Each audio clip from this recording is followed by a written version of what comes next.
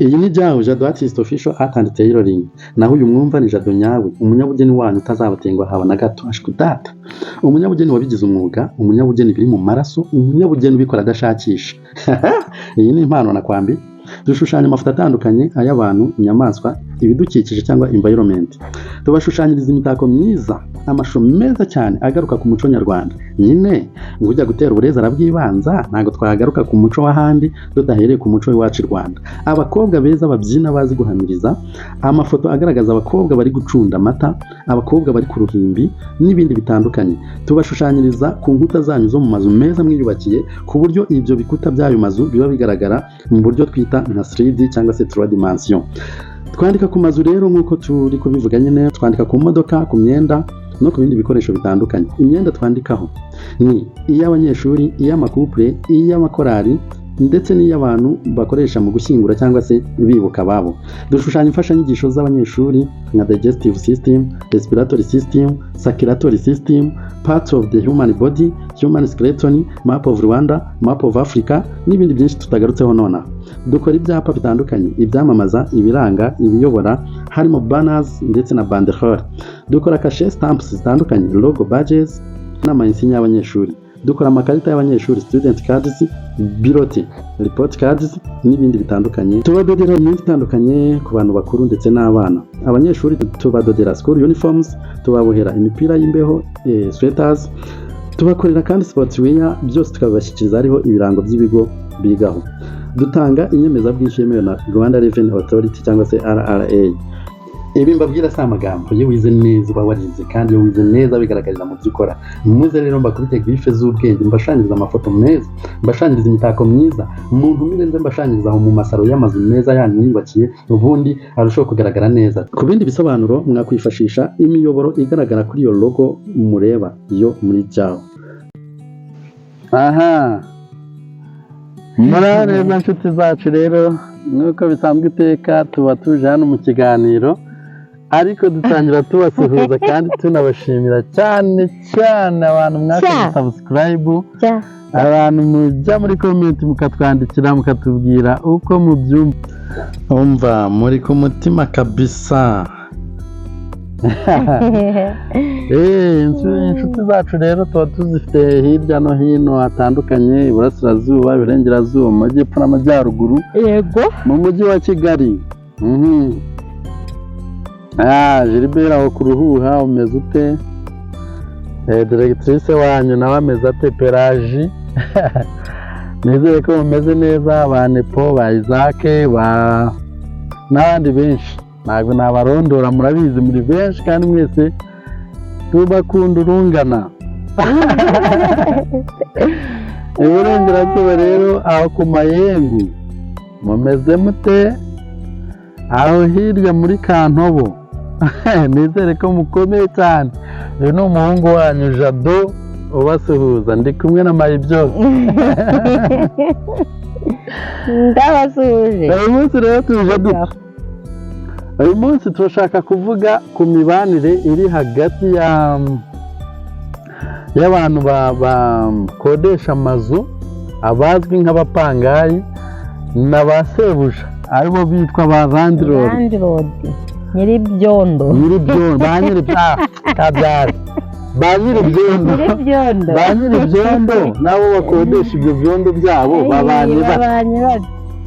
Ese ni neza? Utarakomeza kora subscribe, ufungure inzogera kugira ngo ikiganiro cyose tuzamure ujye ukibona mu ba mbere. Jya muri comment ushyiremo igitekerezo, ikibazo, inyunganizi cyangwa se utubwire icyo wifuza ko tuzagarukaho ubutaha. Uri igiciro, fatanye natwe dukomeze tunoze ibiganiro byacu. Kora like na share, ukomeze ushyigikire umunyabugeni wanyu Jado tutazabatenguha na gato. Urakoze cyane. Hari ikintu bizi hora? Imibanire hagati ya Landlord ndetse n'umupangayi we. Yego. Ku ruhande rumwe rushobora kuba rwiza, urundi rushobora kuba rubi bitewe na buri wese ukabyumva. Buri wese afite uko yabivugaho, ariko jyewe mu buryo ngiye kubivugaho ndavuga mu buryo bwiza. yego. Landlord ashobora kukubera mwiza, ntagufate nk'umuntu uciriritse waje kuba aho ngaho, ntagusuzugure, ntagire ibiki. Yewe nawe mupangayi we ugasanga nawe ukunze serivisi uhabwa muri urwo rugo ubayemo bwa buri munsi, ugasanga urabukunze. Yego. Bitewe n'uko wenda Landlord murasangira, Landlord ni wa muntu wiyoroshye, kabone niyo yaba atunze bihambaye, akaba ari wa muntu wiyoroshya, wa muntu wibuka ko munsi ye hariho abandi bantu nabo bakeneye gutera imbere, yewe akaba atanakubangamira ku bijyanye no kwishyura, akavuga ati igihe cyageze cyo kwishyura, dore yayabuze, reka nihangane, ukwezi gutaha nibwo azayampa. Urumva abo bantu baba babanye neza. Mu by'ukuri rero wowe mupangayi, iyo noneho ukujije urutugu, iyo ukujije urutugu muri make ubu ntabwo uba ushobotse, kuko buriya niba hari ikintu kigora ni imibereho yo kubona aho kuryama. Kurya ushobora kurya ukaba wanagenda ukarya iyo utatetse, ariko kuryama nshuti yanjye ni ikintu cyo kwitondera.